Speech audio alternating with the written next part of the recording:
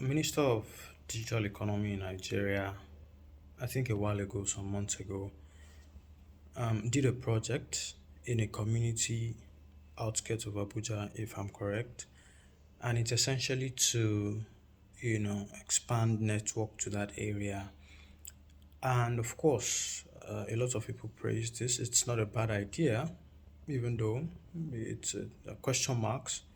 But what I wanted to probe is there are things that government does, and it is, you know, projected as good humanitarian. Don't get me wrong, it's nice.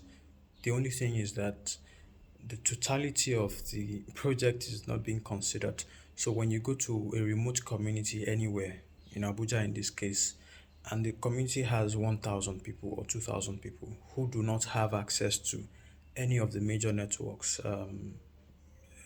Nine Mobile, MTN Glow, Etisalat, Airtel, and they are not connected to digital access, what we call digital divide. They are disenfranchised. That's the way to say it. Of course, government wants to step in for the underprivileged, underserved. And when you do that, no matter how much it costs, you are not looking at one, where the funding is coming from, which is really from the common taxes, right? And you are also not considering who else has not been served, because that project will be projected as, oh, we have breached the gap, even though it's by a tiny amount.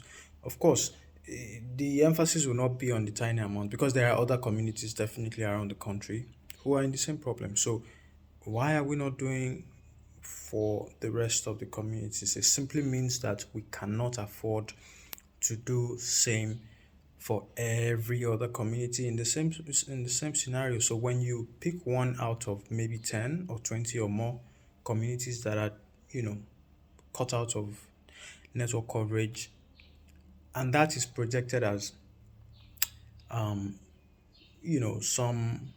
humanitarian something.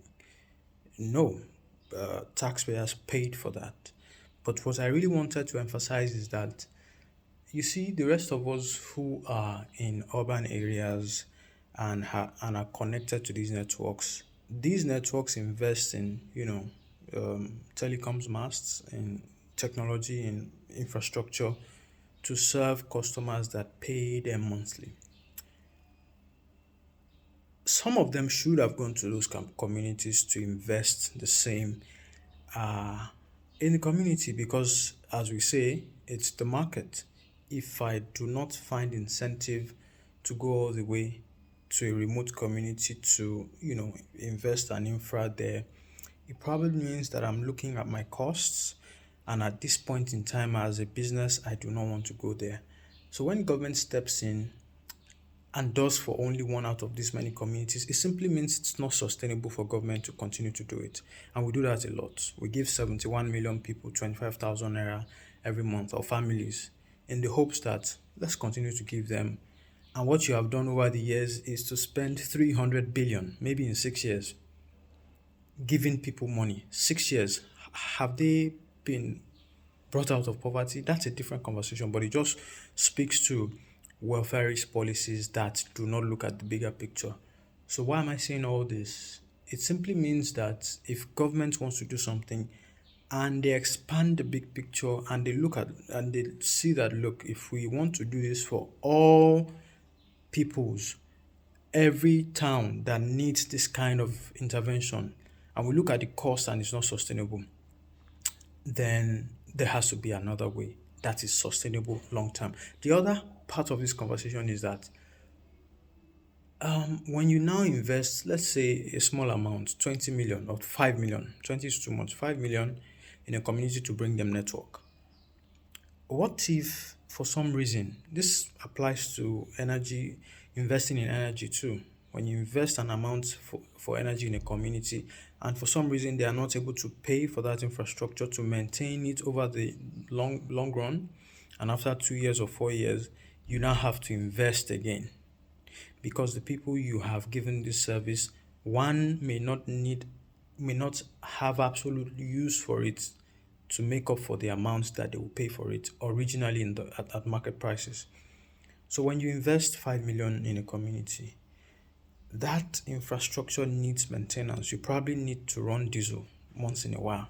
You probably need to recharge if it's not even Starlink. I understand it's some infra, some mast. You need somebody to look at it. That person will earn a salary. You need to train community members to look after it. You need power. If all those things, and what you find over some time is that this thing is not properly maintained because the owners of this technology, who should originally come and invest there, put a mast there and supply diesel every month, are not doing it, and the minister who does it may not be there in 2 years. And you have these examples multiplied around the country, enough said.